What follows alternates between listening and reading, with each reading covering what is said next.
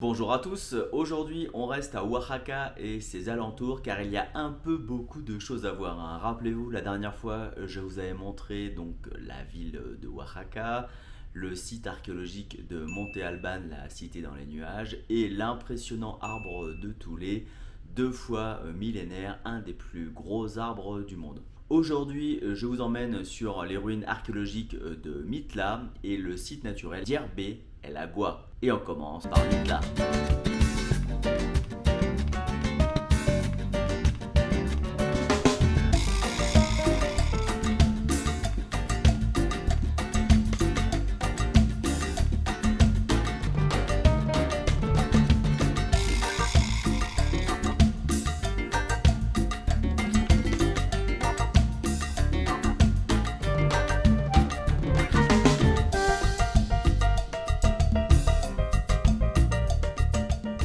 Voilà, je viens d'arriver à Mitla et déjà d'emblée, dès qu'on rentre sur le site, deux énormes colonnes. C'est impressionnant, donc je dirais 5-6 tonnes quoi, dans du basalte, hein, parce que voilà, il y a des volcans à côté.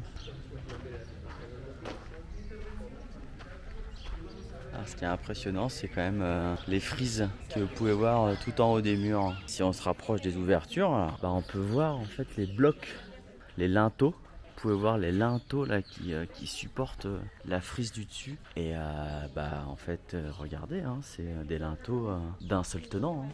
C'est délirant. Et alors juste au-dessus, les frises caractéristiques de la période Mitla. Donc alors on a des hypothèses, les Mixtèques ou les Mixtèques d'après les archéologues, qui seraient à l'origine de ce temple des morts ou ce temple de l'inframonde. En fait, c'est une architecture massive. Oh là là, oui, attends, vous avez vu les... Oui, quand je disais que c'est d'un seul tenant, la taille du linteau là. Ah ouais, non, là on est plus sur du 4-5 tonnes qu'il a fallu soulever jusque là. Bah là, sur ce bloc en haut, je pense qu'on se rapproche plus des 10 tonnes du coup. À mon avis, on est plus sur le bon gros 10 tonnes. Je sais pas ce que vous en pensez. Alors, il faut noter que c'est quand même très très rare d'avoir des blocs gigantesques comme ça en Amérique centrale pour l'architecture et la construction. Sur la site Maya notamment, on est plus habitué à avoir des petites pierres comme vous avez tout autour. Alors, je sais pas pour vous, mais alors moi, ça va me rappeler énormément les blocs, enfin les entrées qu'on peut voir soit en Égypte du côté du plateau de Gizeh ou de Lozirayon, soit au Pérou, avec ces blocs monolithiques gigantesques qui ont été construits, qui ont été posés comme ça pour durer dans le temps. Et donc ça pose la question de l'âge du temple en question, puisqu'on peut éventuellement émettre l'hypothèse que ça a été réutilisé ou réemployé par les Mixtèques, par exemple, et que le temple pourrait être beaucoup plus vieux, sachant que la pierre taillée ne peut pas être datée, et qu'on a des blocs comme ça quand ils sont aussi massifs, c'est généralement pour que le temple puisse durer très longtemps dans le temps. Et alors c'est étonnant parce qu'on voit pas d'entrée de jeu que c'est hyper massif. Là ça a été taillé à angle droit et proprement par rapport à l'intérieur de la cour, de l'espace dédié au temple. Enfin voilà, quand il devait y avoir un toit, j'imagine. Donc là c'est super bien taillé et très propre. Et puis alors dès qu'on rentre et qu'on prend l'ouverture, qu'est-ce qu'on a de l'autre côté? La grosse pierre dégrossie, mal dégrossie, enfin en tout cas qui n'est pas taillée avec le même soin. Donc ça montre que la pierre déjà elle est gigantesque puisqu'elle fait... Enfin gigantesque, oui, elle doit faire plus d'un mètre de large, je dirais oui, 60-70 cm de hauteur et peut-être 2 mètres de long, un peu moins de 2 mètres de long. Donc après en termes de poids, ouais, voilà, on est dans du 10 tonnes quoi. On continue la visite.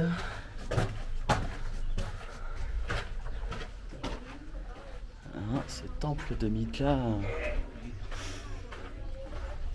ces ruines de Mitla très étonnantes, très très très étonnantes. Évidemment, les conquistadors, quand ils ont arrivé, alors déjà ils ont commencé par tuer tout le monde pratiquement et raser, et ils ont construit une église juste à côté. Les petits cactus mexicains, la végétation locale. Deuxième partie de la visite de Mitla avec grosse structure encore, avec le même style d'architecture. Alors là, on a d'abord les petits blocs en bas, des blocs bien maçonnés qui vont ensuite être superposés dessus, et après le reste du temple avec alors ces frises magnifiques et vraiment cette forme de mur bien travaillé qui est vraiment unique. Qui est vraiment unique à Mitla. C'est quand même super haut, hein. C'est une bonne dizaine de mètres de hauteur. Et vous voyez, les motifs des frises se ressemblent, mais en fait, on a beaucoup de variétés et de variations.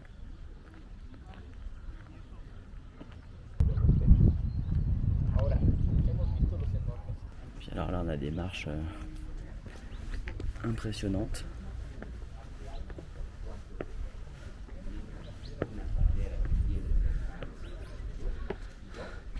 Ce qui va nous donner une vue sympa sur la cour du temple. Puis quand on rentre, on retrouve ces colonnes comme on a vu à l'entrée. Vous avez vu ça? Vous avez vu la taille de ces colonnes? Voilà, c'est du basalte. Pierre très dure et une pierre qui a été plutôt pas mal façonnée, hein, quand même. Si on regarde dans le détail.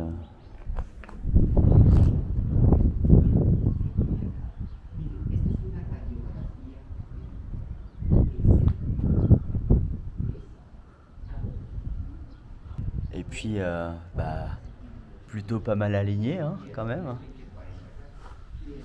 Mine de rien. Je sais pas ce que vous en pensez.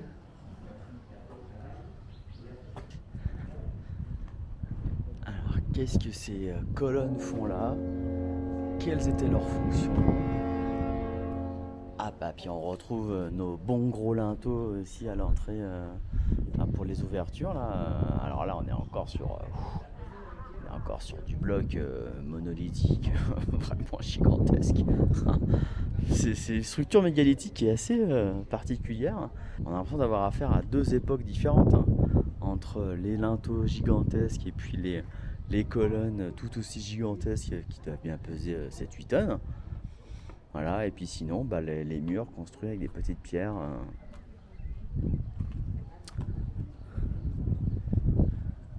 Et il n'y a pas d'inscription, hein, rien n'est taillé dessus, pas de pétroglyphes. Peut-être qu'il y avait des dessins à une époque ou qu'ils étaient peints. Bon, j'imagine qu'il doit y avoir aussi une fonction pour soutenir un toit qui n'existe plus aujourd'hui, hein, sans doute. Sans doute. Mais moi, je peux pas m'empêcher de penser à un épisode de Stargate où on a de l'énergie qui passe à travers des colonnes, puisqu'on est dans une pierre. Alors les restes des pierres, je sais pas si c'est du basalte aussi, qu'on servait à faire les murs là ici, mais en tout cas là c'est sûr que c'est du basalte, les colonnes là, et puis les grandes pierres, les linteaux. Pourquoi le basalte? Qu'est-ce qui était recherché spécifiquement, au-delà du fait que ce soit une pierre extrêmement dure? Donc voilà un des linteaux dont je vous parle, hein, qui a sans doute atterri là suite à la destruction du temple par les Espagnols. Je dirais 2-3 tonnes à vue de nez. Donc en fait le gars en bleu là derrière moi, qui est un des guides du site, il me dit que déjà là-haut, là si vous regardez bien, en fait c'est les plus gros linteaux qu'il y a du site de Mitla. Au-dessus, là en fait pour les 3 entrées que vous avez, je sais pas si vous voyez, mais on a 1, 2, 3 linteaux et chacun va faire entre 20 et 30 tonnes. Sans compter le linteau de gauche là qui est également gigantesque, et le linteau de droite qui est gigantesque. Et il me dit que en fait ils ont des théories sur l'origine globale du site, mais par contre sur le fait d'être sûr, alors ça ils en savent rien du tout. Surtout qu'il y a des différences énormes, il m'a confirmé, d'architecture et de construction. Donc là on a les rénovations à gauche qui ont quelques siècles. Par contre les gros linteaux de base, eux, ils n'ont aucune idée de savoir quand est-ce qu'ils ont pu être posés là, quoi. Et du coup, par curiosité, je lui ai demandé comment comment ils imaginaient que les gars à l'époque avaient amené ces énormes pierres de 20 à 30 tonnes, parce qu'il me dit que donc ça venait d'en face là-bas. Donc on est à entre 10 et 15 km, la montagne volcanique qui est là-bas. La théorie, c'est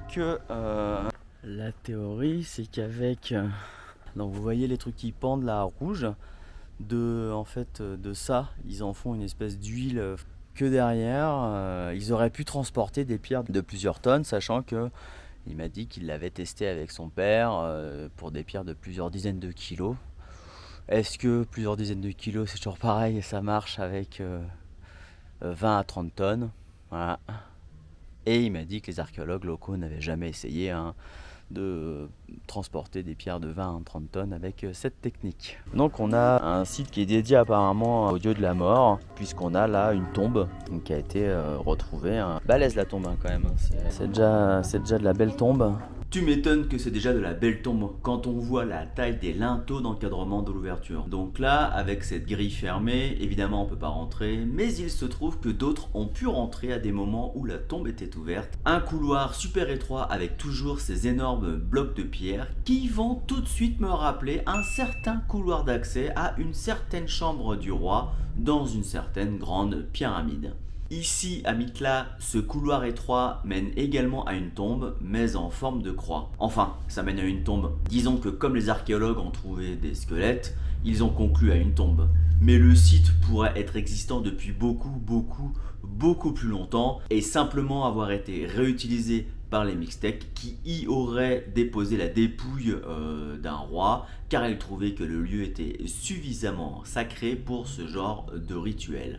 Enfin ça, c'est mon interprétation lorsque je vois ces énormes blocs qui se différencient grandement en termes d'architecture et de conception par rapport à tout ce que j'ai pu voir ou lire jusque-là sur les civilisations méso-américaines. Ça fait presque anachronique de voir des blocs mégalithiques à cet endroit du Mexique. Et il semble qu'il n'y ait pas que le site de Mitla dans le secteur, puisqu'à quelques kilomètres, un peu plus haut dans la montagne, il y a cette énorme structure en forme de croix, exactement comme la dite tombe de Mitla. Je n'ai pas pu m'y rendre car un peu trop compliqué à organiser et aussi un peu dangereux m'a-t-on dit si on y va tout seul. Puisqu'en plus ce site n'est pas du tout connu par les tours opérateurs et il n'est apparemment connu que de très peu de monde, en tout cas d'après les questions que j'ai pu poser localement. Ces photos montrent que ce site existe et qu'on a là encore affaire à de sacrés gros blocs et toujours ces mêmes frises qui sont peut-être autre chose qu'une simple décoration. Dernière info à vous raconter sur Mitla, Marco Bigatto et son équipe. Alors Marco Bigatto, vous l'avez sans doute aperçu dans une des émissions de Graham Hancock sur Netflix l'année dernière, c'était sur la pyramide de Cholula. Donc Marco Bigatto et son équipe, dans le cadre d'un projet qu'ils ont appelé l'Ioba, du nom de l'entrée des enfers dans la langue zapotèque, auraient justement découvert l'existence de plusieurs souterrains sous certains temples de Mitla. Dans un partenariat avec l'Institut national mexicain d'histoire et d'anthropologie et l'Université nationale autonome du Mexique, ils ont utilisé 3 méthodes géophysiques différentes pour scanner le site et notamment la tomographie avec bruit sismique pour étudier le sous-sol. Donc avant de rentrer dans le détail des images qui ont été montrées dans un rapport datant de mai 2023, donc ça a juste quelques mois, on va d'abord se repérer globalement sur le site. Sur cette photo aérienne, vous pouvez voir que les ruines sont au centre de l'actuel village de Mitla. Enfin non, je ne sais pas si vous voyez, mais je vais vous aider. J'ai commencé la visite donc au début de l'émission au niveau de la flèche verte en haut de la photo. Puis je suis passé par ces 2 premiers temples entourés en jaune. J'ai poursuivi mon chemin jusqu'au temple où je vous ai montré le groupe de colonnes. Et enfin, j'ai terminé ma visite par le temple avec les linteaux gigantesques et la tombe en forme de croix, le dernier entouré en jaune en bas. Et j'espère que c'est clair pour vous. Bon alors même si c'est pas clair, c'est pas grave, c'est juste pour vous donner une vue d'ensemble du site de Mitla. Donc Marco Bigatto et son groupe aurait détecté des cavités souterraines, en particulier au niveau du premier groupe de temples, en haut de la photo, et apparemment sous l'église aussi. Donc nous voilà au niveau des 2 temples qui se trouvent juste à côté de l'église. Les images de la tomographie avec bruit sismique ont donné ces résultats que je ne peux pas vous interpréter car je n'ai pas trouvé l'échelle pour les couleurs. Cependant, dans ce que j'ai pu lire et voir sur le sujet, ce qui semble intéressant se trouve sous l'église et presque exactement sous l'autel, ce qui est très étonnant également, à croire que les Espagnols le savaient quand ils ont détruit ce qu'il y avait et qu'ils ont construit l'église. La reconstitution en 3D a montré cette forme en bleu un peu étrange qui semble être une entrée menant à au moins un souterrain. Voilà qui va donner du travail aux archéologues pour quelques années. Attention, je rechange d'échelle pour revenir à l'ensemble de la carte, pour vous dire que l'étude a également trouvé des preuves d'une structure de temple antérieure sous le groupe des colonnes, montrant ainsi que Mitla était déjà un site important bien avant son apogée au XIIe siècle, mais ça, bon, ça semble plutôt clair, cependant il n'y avait pas la preuve. Là, il semble qu'il y ait la preuve, ce qui rejoint ce que je vous disais précédemment sur l'âge réel du site originel, qui pourrait être bien plus ancien que ce que l'on pense aujourd'hui. Voilà, j'en ai finalement fini avec cet incroyable site de Mitla dont je pense on n'a pas fini d'en entendre parler parce qu'il risque d'y avoir des découvertes et qui vont surtout remettre en cause l'histoire et l'âge de ce site qui, au vu des blocs mégalithiques que je vous ai montrés, pourrait être bien plus ancien. En tout cas, je sais que c'est la thèse de Marco Vigato qui a hâte de montrer tout ça avec des preuves. Et maintenant, on part pour Yerbé El Agua.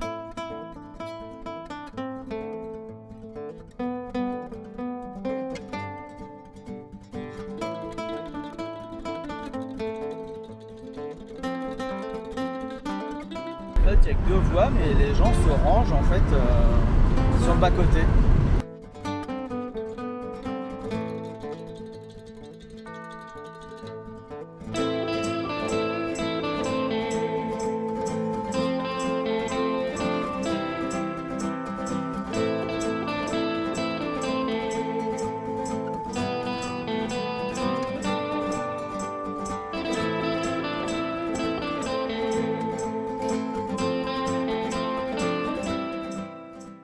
Ta-na-na-na-na, ta-na-na-na-na, ta-na-na-na-na-na. Ah, elle est sympa cette musique, non hein? Esprit Far West à souhait. Alors oui, je suis en route pour Yerbé El Agua, mais qu'est-ce que je n'arrête pas de voir au bord de la route, hein? La culture de l'agave, une plante qui permet de fabriquer la tequila et le mezcal. 2 boissons alcoolisées bien connues au Mexique et que vous devez connaître également, en tout cas la tequila. Et comme la vallée de Oaxaca est considérée comme la plus réputée pour la fabrication du mezcal, je vais vous montrer en 2 minutes son process de fabrication. Parce que oui, au Mexique, il y a de magnifiques ruines archéologiques, mais il y a aussi toute une tradition de distillation de l'alcool. Alors déjà, tout commence avec cette plante, l'agave. Il en existe plus de 150 variétés et contrairement à une idée reçue, les agaves ne sont pas du tout des cactus, même si elles poussent majoritairement dans les mêmes endroits que les cactus, à savoir les déserts mexicains et du sud-ouest des États-Unis. Alors qu'est-ce qui différencie le mezcal de la tequila, alors que ces 2 boissons sont produites à partir de la même plante? Eh bien, le mezcal peut être produit à partir de 13 variétés d'agave, alors que l'appellation tequila n'est possible que si et seulement si la variété utilisée est l'agave bleue, comme sur la photo du bas. L'autre distinction tient à une étape bien précise dans l'élaboration des 2 boissons. Je vous détaille tout ça en vous montrant la production du mezcal en vidéo. Il y a d'abord la récolte, le cultivateur coupe les feuilles acérées avec sa koa, un genre de machette, puis il déracine la plante et coupe les dernières feuilles et tiges pour que ce soit bien propre, voilà, comme ça, et il ne garde donc que le cœur qui va ressembler à un énorme ananas de plusieurs kilos. Ensuite, les cœurs d'agave sont placés dans une fosse conique sur des pierres chaudes spécialement préparées et le tout est recouvert de feuilles de bananier, enfin ce qu'ils ont à disposition, là c'est des feuilles de bananier, puis de terre. Cette cuisson va durer 1 semaine et c'est cette étape qui fait principalement la différence entre la tequila et le mezcal puisque cette cuisson n'existe pas pour faire la tequila. Similaire à la torréfaction, cette étape va apporter des saveurs fumées très caractéristique au mezcal. Et très sincèrement, moi je préfère le mezcal à la tequila. Ensuite, les cœurs sont broyés soit de façon traditionnelle, soit de façon plus moderne. Puis le broyat est déchargé dans de grosses cuves en bois et mélangé avec de l'eau pour la phase de fermentation. Et tu touilles, des petites bulles de fermentation se dégagent, une croûte marron se forme, il est temps de vérifier la teneur en alcool, ça semble ok. Et c'est parti pour la distillation au feu de bois et enfin récupérer le précieux liquide. Ça sent pas mal, salut! Et après cette grande parenthèse, je vous emmène aux cascades pétrifiées d'Yerbé El Agua.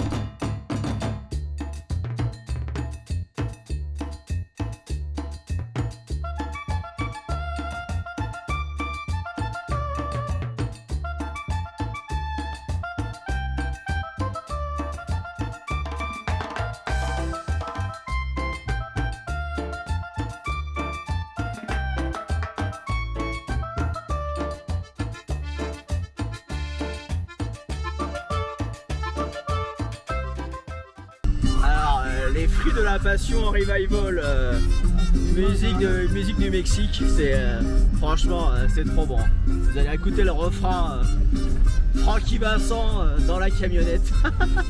J'adore. Avec Humberto, el conductor.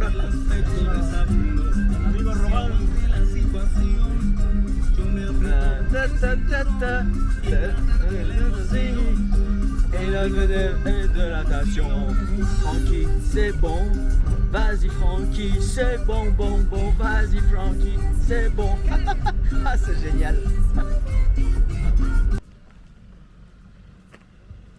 Est-ce que ça filme là, Maurice? Ah oui, ça filme. Bon, on a 2200 mètres d'altitude.